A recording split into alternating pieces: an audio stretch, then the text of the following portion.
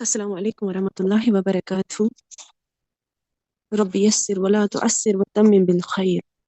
رب اشرح لي صدري ويسر لي أمري واحلل عقدة من لساني يفقهوا قولي. اللهم صل على محمد وعلى آل محمد كما صليت على إبراهيم وعلى آل إبراهيم إنك حميد مجيد. اللهم بارك على محمد وعلى آل محمد كما باركت على إبراهيم وعلى آل إبراهيم إنك حميد مجيد. أعوذ بالله من الشيطان الرجيم. بسم الله الرحمن الرحيم. ما لهم به من علم ولا لآبائهم كبرت كلمة تخرج من أفواههم إن يقولون إلا كذبا. نہیں ہے ان کو ساتھ اس دعویٰ کے من علم کوئی علم ولا لآبائهم اور نہ ان کے باپ دادا ہی کو. کبرت کلمة تخرج بڑی ہی خطرناک بات ہے جو نکلتی ہے، تخرج جو نکلتی ہے، من افواہہم ان کے منہوں سے، ان یقولون الا کذبا ان یقولون نہیں کہتے ہیں وہ الا کذبا مگر جھوٹ ہی. اس انفارمیشن پر ما لہم بہ من علم، اس کا کیا مطلب ہے؟ اس کا مطلب ہے کہ وہ انفارمیشن جو یہ کہتے ہیں اللہ نے بیٹا بنا لیا ہے، اللہ کی اولاد ہے، ان کے پاس کوئی علم نہیں ہے. ما لہم کوئی علم نہیں ہے، بہ من علم کوئی علم جس پر یہ بات کرتے ہیں. یہ جو آیت نمبر 4 اور 5 ہے، اس میں آپ کو قرآن کے مختلف مقصد نظر آ رہے ہیں، جیسے خبردار کرنا، خوشخبری دینا، اور ساتھ ساتھ مس انفارمیشن کو، اللہ کے خلاف جھوٹے اور غلط الزامات کو دور کرنا. یہ سب بھی ہم کو یہاں آسانی سے مل رہا ہے، مگر یہ واضح کر دیا گیا کہ یہ بات، یہ الزامات ان لوگوں کی اپنی بنائی ہوئی ہے، اور اللہ نے کسی وحی میں یہ باتیں نازل نہیں کی ہیں کہ اللہ کا بیٹا ہے. یاد رکھیں، آپ اور میں اللہ تعالیٰ کو کیسے جان سکتے ہیں کہ اللہ کیا ہے اور کیسا ہے؟ قرآن اور اسلام کیا بتاتا ہے؟ اللہ کو آپ اور میں یا تو قرآن سے جان سکتے ہیں یا رسول اللہ صلی اللہ علیہ وسلم کی زبان سے جو احادیث قدسی بیان ہوئی ہیں ان کے ذریعے سے جان سکتے ہیں، اور اس کے علاوہ ہمارے پاس کوئی دوسرا سورس، کوئی دوسرا ذریعہ نہیں ہے اللہ تعالیٰ کو جاننے کا. اور قرآن میں جو اللہ کو بیان کیا گیا ہے وہ اللہ کی صفات اور اللہ کے ناموں کے ذریعے بیان کیا گیا ہے. آج ان صفات اور ان ناموں سے ہٹ کر اگر کوئی یہ کہتا ہے کہ نہیں اللہ ایسا بھی ہے، اس کا کیا مطلب ہے؟ اس کا مطلب ہے کہ وہ اللہ کی شان میں کمی کر رہا ہے. اللہ کا تعارف ویسا ہی ہو سکتا ہے جیسا کہ اللہ تعالیٰ نے خود اپنا تعارف کروایا ہے، جیسا کہ اللہ تعالیٰ نے ہمیں خود بتایا ہے کہ اللہ اصل میں ہے کیسا.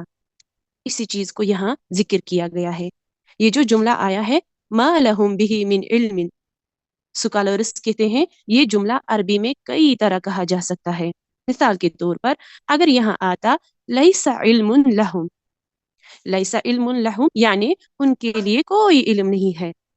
اور یہ جتنی مختلف عربی کے فارمز بنیں گے، مزے کی بات یہ ہے سب کا ترجمہ ایک ہی جیسا بنتا ہے اردو میں، اور یہ لمیٹیشن ہے اردو زبان کی. لیس علم لہم اس کا ترجمہ بھی بنے گا کہ ان کے پاس کوئی علم نہیں ہے. ما لہم علم نہیں ہے کوئی علم ان کے پاس. اسی طرح سے اگر یہاں آتا لا علم لہم ان کے لیے کوئی علم نہیں ہے. یہ سب ایک ہی انداز تھے، لیکن اللہ تعالیٰ نے یہاں پر اسپیسیفک انداز میں بات کی ہے. ما لہم بہ من علم، ما علم نہیں کہا، علم کو آگے لے گیا اللہ تعالیٰ، اور یہ جملے کی ایک ریگولر کنسٹرکشن کو بدلا ہے اللہ تعالیٰ نے. جب اللہ تعالیٰ ریگولر جملے کی کنسٹرکشن بدلتے ہیں، اس کا مطلب ہوتا ہے کہ بات میں ایمفیسس لایا جا رہا ہے، تاکید لایا جا رہا ہے، اور بہت زیادہ سٹرنگت کے ساتھ ایمفیسس لایا جا رہا ہے. جیسے اگر کہتے ہیں میری بات سنو، یہ ایک عام جملہ ہے نا. پھر اگر کوئی کہے سنو میری بات، تو اس میں انداز بدل گیا ہے. اسی طرح سے قرآن میں کیسے پتہ چلے گا؟ کیونکہ قرآن میں تو کوئی ایکسکلیمیشن مارکس نہیں ہے، قرآن میں پنکچویشن مارکس نہیں ہے. کیسے پتہ چلے گا کہ اللہ تعالیٰ نے کہاں کس انداز میں بات کی ہے؟ کہاں جو ہے وہ خوشخبری سنائی ہے، اور کہاں ڈرایا ہے، اور کہاں خبردار کیا ہے، اور کہاں ریلیکس کہنے کو کہا ہے، کہاں بات کو جو ہے نارمل انداز میں کہی ہے، اور کہاں بات ایک دھمکانے والے انداز میں کہی ہے؟ کیسے پتہ چلتا ہے؟ یہی الفاظ کو آگے پیچھے کرنے سے. تو اسی لیے قرآن کے علم میں ایک عربی زبان کا علم سیکھنا یہ اللہ کی طرف سے بہت بڑا انعام ہے کہ اگر ہمیں اور آپ کو نصیب ہو جائے. اس لیے ہمارے سامنے پھر قرآن کے خزانے اور کھلنے لگ جاتے ہیں. اللہ تعالیٰ نے یہاں پر جو سلیکشن کیا ہے وہ اللہ نے پہلے ماں کو ذکر کیا ہے، لا نہیں لائے اللہ تعالیٰ. لا لہم بھی من علم نہیں کہا، یا لا علم لہم بھی نہیں کہا. کیوں؟ وہ اس لیے کیونکہ اسکالرز کہتے ہیں نگیشن کے لیے، نفی کے لیے لا کے مقابلے میں ما زیادہ سٹرونگ ہوتا ہے. اللہ تعالیٰ کہتا ہے کوئی علم نہیں ہے ان کے پاس، ایکسٹریم ایمفیسس، اور یہ نفی کو مضبوط کر رہا ہے. اور ساتھ ہی یہاں پر آیا ہے بھی، لہم بھی، نہیں ہے ان کے پاس، بھی اس کا، یہ بھی میں ہی آ رہا ہے. مفسرین کے مطابق اللہ تعالیٰ خاص طور پر کہنا چاہ رہا ہے کہ یہ جو لوگ دعویٰ کرتے ہیں نا کہ اللہ کا بیٹا ہے، اس بارے میں ان کے پاس کوئی علم نہیں ہے. ممکن ہے کہ دنیا کا علم ان کے پاس بہت زیادہ ہو. ایک انسان ایک معاملے میں احمق ہے تو ضروری نہیں وہ پوری زندگی میں ہی احمق ہو. ایک انسان اگر ایک بات غلط کرتا ہے تو اس کا مطلب یہ نہیں ہے کہ اب وہ غلط ہی کے خطاب سے پہچانا جائے گا. ایک انسان کا ایک عقیدہ غلط ہو سکتا ہے، ایک انسان کا ایک عقیدہ غلط ہو سکتا ہے، اس کا مطلب یہ نہیں کہ اس کی پوری زندگی پہ آپ کراس لگا کر اس کو ایک طرف کر دیں. اللہ تعالیٰ کہہ رہا ہے ما لہم بھی، یعنی یہ جو بات کہہ رہے ہیں کہ اللہ نے بیٹا بنا لیا ہے، اس بات کا ان کو علم نہیں ہے. ہو سکتا ہے باقی دنیاوی باتیں بہتر کرتے ہوں، ہو سکتا ہے باقی سائنسی معلومات زیادہ ہوں ان کے پاس، ہو سکتا ہے ان کو اللہ نے طاقت اور مضبوطی اور باقی ذرائع زیادہ دیے ہوں. آج آپ دیکھیں نا، آج کے مشرکین کو، آج کے نصارہ کو، آج کے یہود کو، کیا ہم ان سے بات کرنا چھوڑ دیں اس لیے کہ وہ تو اللہ کی غضب ڈائے ہوئے لوگ ہیں؟ کیا ہم ان تک اپنا دین نہیں پہنچائیں گے؟ یا ہم یہ کہہ کر فار ایگزامپل، مثال کے طور پر یہاں پہ کہ ہم یہ گاڑی استعمال نہیں کریں گے، ہوائی جہاز میں سفر نہیں کریں گے، یا یہ کہ ایئر کنڈیشنر کا استعمال نہیں کریں گے، یہ کہہ کر کہ یہ یہود و نصارہ کی ایجاد کردہ چیزیں ہیں، کیا یہ صحیح ہے؟ یہ بات نہیں ہے. اپنے آپ کو مسلمان ہمیشہ سوچنے والا، ریفلیکٹ کرنے والا اور کھلے ذہن والا رکھتا ہے. اللہ تعالیٰ نے بھی یہاں پر اسپیسیفک کر دیا کہ جس کی جو غلطی ہے اس کو پن پوائنٹ کرو، اور اس میں میرے اور آپ کے لیے بھی بہت سبق ہے. ہمیں اگر کسی انسان کی ایک عادت سے نفرت ہوتی ہے، اس کا مطلب یہ نہیں کہ ہم اس انسان سے ہی نفرت کرنا شروع کر دیں، بلکہ کس سے نفرت کی جاتی ہے؟ گناہ سے نفرت کی جاتی ہے. انسان سے نفرت نہیں کی جاتی ہے، انسان سے ہمدردی کی جاتی ہے.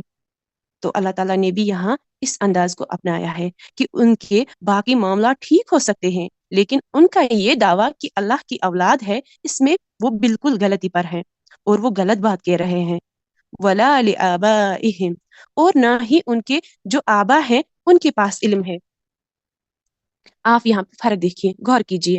آپ کے سامنے یہ جو آیت ہے، جب اس دور کے مشرکین کی بات ہوئی جو رسول اللہ صلی اللہ علیہ وسلم کے دور میں موجود تھے، نصارہ ہو یا قریش ہو، تو لفظ آیا تھا ما، اور آپ کو کہا تھا کہ ما سٹرونگ نفی کے لیے آتا ہے. لیکن جب آبا و اجداد کے لیے بات آئی، ما آیا یا لا آیا؟ بلکہ لا آیا. وَلَا لِآبَائِهِمْ، یہاں پہ ما کو استعمال نہیں کیا گیا، یعنی نفی کو تھوڑا سا ہلکا کر دیا. کیوں؟ اس لیے کہ ہو سکتا ہے تمہارے آبا جو تھے، جو نگیٹ کر رہے ہیں، جو انکار کر رہے ہیں، ان کے پاس کتاب نہیں تھی، سنی سنائی باتیں تھی، ان کے پاس رسول نہیں تھا. لیکن تم آج اس دور میں موجود ہو جس میں قرآن نازل ہو رہا ہے، رسول اللہ صلی اللہ علیہ وسلم موجود ہے، اور تم رسول اللہ صلی اللہ علیہ وسلم کے ہوتے ہوئے اور قرآن کے ہوتے ہوئے اگر پھر بھی کہو گے کہ اللہ کی اولاد ہے تو تم ایک بڑا ہی غلط کام کر رہے ہو. اس لیے ان لوگوں کی جو کرنٹلی مشرکین موجود تھے اس وقت میں، ان کی سٹرونگ نگیشن کی گئی ہے، اور ان کے آبا و اجداد کی جو نگیشن ہے ان کے مقابلے میں ویک کی گئی ہے، اس اپروچ کے ساتھ کہ ہو سکتا ہے ان کے پاس کوئی نبی نہ آیا ہو. ما لهم به من علم ولا لآبائهم كبرت كلمة تخرج من أفواههم. کتنی بڑی سخت بات ہے، کتنی گریو بات ہے جو یہ اپنے منہ سے نکالتے ہیں، یعنی بغیر علم کے تم کوئی بات کہتے ہو. آپ کو بتا دیا، جب اللہ تعالیٰ نے کسی ڈیوائن اسکرپچر میں، کسی آسمانی کتاب میں یہ بات نہیں کی ہے کہ اللہ تعالیٰ کی اولاد ہے، تو آج کیسے کوئی یہ دعویٰ کر سکتا ہے کہ فلاں اللہ کی اولاد ہے؟ اللہ نے یہ کہا ہے کہ یہ بہت سخت بات ہے جو تم اپنے منہ سے نکالتے ہو۔ اور یاد رکھیں، اللہ کے بارے میں بھی بات بغیر علم کے کہنا یہ بہت بڑا گناہ ہے، یہ اللہ پر جھوٹ باندھنے کے برابر ہے۔ اس کو کہتے ہیں عربی میں افتراء علی اللہ۔ اور افتراء علی اللہ اسکالرس کے مطابق افتراء علی اللہ یعنی اللہ پر جھوٹ باندھنا، اپنی طرف سے اللہ کی کوئی بات کہنا، یہ کبیرہ گناہوں میں سے ایک گناہ ہے۔ اور بعض اوقات بعض آیات کے ذریعے پتہ چلتا ہے کہ شرک کے بعد سب سے بڑا کبیرہ گناہ افتراء علی اللہ ہے، اللہ پر جھوٹ باندھنا ہے۔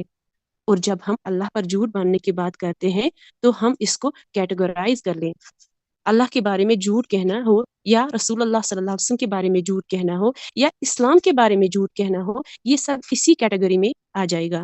اس لیے کہ رسول اللہ صلی اللہ علیہ وسلم جو کہتا ہے وہ اصل میں کس کی طرف سے آتا ہے؟ وَمَا يَنطِقُ عَنِ الْهَوَىٰ إِنْ هُوَ إِلَّا وَحْيٌ يُوحَىٰ۔ اللہ کے رسول صلی اللہ علیہ وسلم اپنی مرضی سے کچھ نہیں بولتے ہیں مگر وہی بولتے ہیں جو ان کی طرف سے وحی کیا جاتا ہے۔ تو چاہے اسلام ہو یا رسول اللہ صلی اللہ علیہ وسلم ہو یا قرآن ہو یا اللہ تعالیٰ ہو، اپنی طرف سے اگر ہم اپنے کلیمز، اپنے دعوے اور اپنی عقل کے گھوڑے دوڑائیں گے تو ہم بھی افتراء علی اللہ کی کیٹیگری میں آ سکتے ہیں۔ اور جو انسان بھی اللہ پر جھوٹ باندھتا ہے وہ اصل میں شیطان کی سرگوشی، شیطان کے وسوسے کی وجہ سے باندھتا ہے۔ وہ شیطان کا ساتھی بنا ہوتا ہے، شیطان اس کو اپنا قرین بناتا ہے، اس لیے وہ اللہ پر جھوٹ باندھتا ہے۔ اور سورۃ البقرہ کی آیت نمبر 169 میں آتا ہے، اللہ تعالیٰ نے فرمایا انما یأمرکم بالسوء والفحشاء۔ شیطان تم کو کس چیز کا حکم دیتا ہے؟ برائی کا اور فحش کا۔ فحش صرف لباس میں نہیں ہوتا ہے بلکہ فحش انسان کی زبان میں بھی ہوتا ہے، اور ہر وہ بات جو نامناسب ہوگی وہ فحش کے زمرے میں آئے گی۔ وَأَن تَقُولُوا عَلَى اللَّهِ مَا لَا تَعْلَمُونَ۔ اور شیطان کیسے فحش سکھاتا ہے کہ تم وہ کہو جس کو اللہ تعالیٰ کی طرف سے نہیں کہا گیا ہے۔ یہ بہت سخت معاملہ ہے۔ اور بعض مفسرین کہتے ہیں کہ اللہ پر جھوٹ باندھنا، جیسے یہاں پر الفاظ بھی بہت سخت آئے ہیں، کبرت کلمۃ تخرج، عربی زبان میں بہت غصے والے انداز میں کہنے والا لفظ، بہت سخت بات ہے جو تم اپنے منہ سے نکالتے ہو۔ مفسرین کہتے ہیں کہ یہ اللہ کی غضب کو بھڑکانے والی بات ہے کہ اللہ کے ساتھ جھوٹ کو اٹیچ کیا جائے، اللہ کے بارے میں وہ بات کہی جائے جس کو اللہ نے اپنے بارے میں نہیں کہا۔ کتنے یقین کے ساتھ، کتنے دعوے سے ہمارے یہاں یہ کہہ دیا جاتا ہے کہ فلاں بزرگ کے مزار میں فلاں دروازے سے گزر جاؤ تو جنت میں داخل ہو جاؤ گے۔ کیا یہ بات اللہ نے کہی؟ رسول اللہ صلی اللہ علیہ وسلم نے کہی؟ قرآن نے کہی؟ کہاں لکھا ہے؟ کیسے پتہ چلا؟ اسی لیے رسول اللہ صلی اللہ علیہ وسلم نے ہمیں یہ کہا ہے کہ جب کسی کا انتقال ہو تو اس کے لیے جنت میں جانے کی دعا کرو۔ یہ مت کہو کہ وہ جنتی ہے۔ آپ کو کس نے بتایا کہ وہ جنتی ہے؟ کیا فرشتے نے آ کر ان کی تقدیر کا معاملہ لکھا ہوا دکھایا؟ رسول اللہ صلی اللہ علیہ وسلم نے منع فرمایا تھا، وہ منع فرماتے تھے کہ اس طرح کے دعوے کسی کے مرنے کے بعد مت کرو، یہ ذمہ داری ہم اپنے اوپر نہیں لے سکتے ہیں۔ اسی طرح سے ایک اور آج کے معاشرے کا بہت بڑا چیلنج اور بہت بڑا فتنہ ہے، وہ ہے سوشل میڈیا۔ سوشل میڈیا کو استعمال کرنے والے لوگ بہت زیادہ احتیاط کریں۔ ہر حدیث فارورڈ کرنے کے لیے نہیں ہوتی ہے۔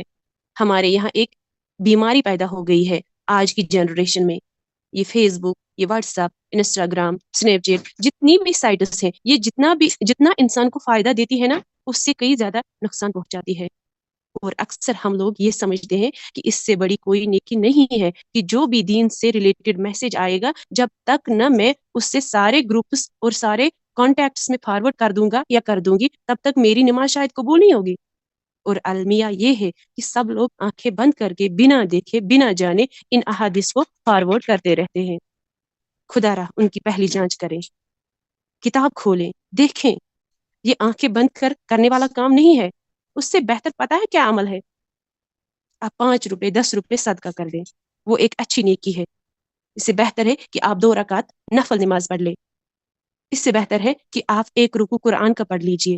اس سے بہتر ہے کہ آپ 1 آیت حفظ کر لیجئے۔ لیکن یہ آنکھیں بند کر کے سوشل میڈیا کے اوپر ویڈیوز اور میسیجز کو آگے پیچھے فارورڈ کرنا، شیئر کرنا، ہر آئے ہوئے میسیج کو اپنا فرض سمجھنا کہ جب تک میں نے فارورڈ نہ کیا اس سے میرا روزہ قبول نہیں ہوگا، نماز قبول نہیں ہوگی. کب کس طرح افطرا علی اللہ کے زمرے میں یہ بات آ جائے گی ہمیں پتہ بھی نہیں چلے گا. تو اس چیز کو یہاں مینشن کیا گیا ہے کہ اللہ تعالیٰ نے یہ بات ان کو نہیں کہی جو یہ بات اپنے منہ سے کہتے ہیں. بہت سخت حدیث کے الفاظ رسول اللہ صلی اللہ علیہ وسلم کہتے ہیں، صحیح حدیث سنن ابی ماجہ کی. آپ صلی اللہ علیہ وسلم نے فرمایا، من کذب علی متعمدا، جو کوئی مجھ پر جان بوجھ کر جھوٹ گڑے گا، فلیتبوأ مقعدہ من النار، وہ اپنا ٹھکانہ آگ میں بنا لے. اور جب ہمیں پتہ چل گیا ہے کہ بہت سی ایسی احادیث سرکولیٹ ہوتی رہتی ہیں جو من گڑت ہوتی ہیں، اور اگر ہمیں علم نہیں ہے کہ حدیث صحیح ہے، حسن ہے، ضعیف ہے یا من گڑت ہے، تو کیوں ہم اپنے کندھوں پر ایسی ذمہ داری لیتے ہیں؟ اگر ہمیں واقعی لوگوں کا درد ہے، ان کی فکر ہے، ہمیں چاہیے کہ پکڑ کے انہیں کسی قرآن کی کلاس میں لے جائیں تو یہ زیادہ بہتر ہوگا. اور دوسری بات یہ کہ شیطان زیادہ تر لوگوں کو اللہ پر جھوٹ باندھنے کے لیے ایک اور طریقہ دکھاتا ہے. عام طور پر ہمارے معاشرے میں دین کے معاملے میں وہی کیا جاتا ہے اور وہی پھیلایا جاتا ہے جو کہتے ہیں کہ ہم نے یہی سنا ہے اپنے بڑوں سے. کیا یہ کہنا کہ ہم نے بڑوں سے سنا ہے، کیا یہ بغیر علم کے بولنا نہیں ہے؟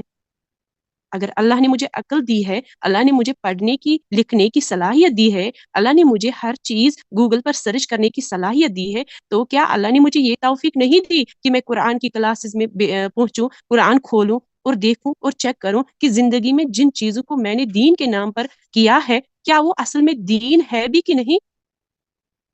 ورنہ میں بھی کہیں اس زمرے میں تو نہیں آ رہا ہوں یا آ رہی ہوں.